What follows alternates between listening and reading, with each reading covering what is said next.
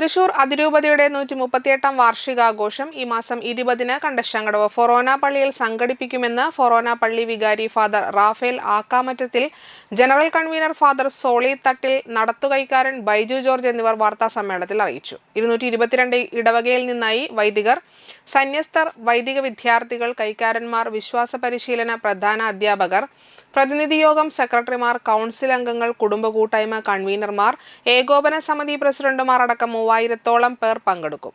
ആഘോഷത്തിന്റെ ഭാഗമായി വീടില്ലാത്ത ഒരു കുടുംബത്തിന് ഭവനം നിർമ്മിച്ചു നൽകും. 600 പേർക്ക് സൗജന്യ ഡയാലിസിസുകൾ നൽകും. അവാർഡ് വിതരണം, സ്മരണികയുടെ കവർ പ്രകാശനം, പതാക കൈമാറ്റം, കലാപരിപാടികൾ എന്നിവയും ഒരുക്കിയിട്ടുണ്ട്. ചൊവ്വാഴ്ച ഉച്ചയ്ക്ക് 2 മുതൽ രാത്രി 7:30 വരെയാണ് ആഘോഷ പരിപാടികൾ നടക്കുക. ഉച്ചയ്ക്ക് 2:30-ന് ആർച്ച് ബിഷപ്പ് മാർ ആൻഡ്രൂസ് താഴത്തിന്റെ നേതൃത്വത്തിൽ സമൂഹ ബലി നടക്കും.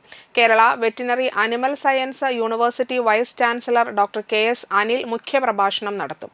ആൻഡ്രൂസ് താഴത്ത് അവാർഡ് ദാനം നിർവഹിക്കും. വാർത്താസമ്മേളനത്തിൽ പബ്ലിസിറ്റി കൺവീനർ തോംസൺ ആന്റണി, കൈക്കാരൻ ജെയ്സൺ പോൾ തേക്കാനത്ത്, CO ജിൻഡോ എന്നിവരും പങ്കെടുത്തു. ഒരു വർഷവും അത് ഓരോ കൊറോണകളിൽ വെച്ച് മാറി മാറിയാണ് നടത്തുന്നത്.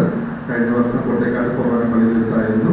ഈ വർഷം കണ്ടശങ്കടവ് കൊറോണ പള്ളിയിൽ വെച്ചാണ് നടത്തുന്നത്. അതിൻ്റെ വിശദ വിവരങ്ങളാണ് നിങ്ങൾക്ക് നൽകിയിരിക്കുന്നത്.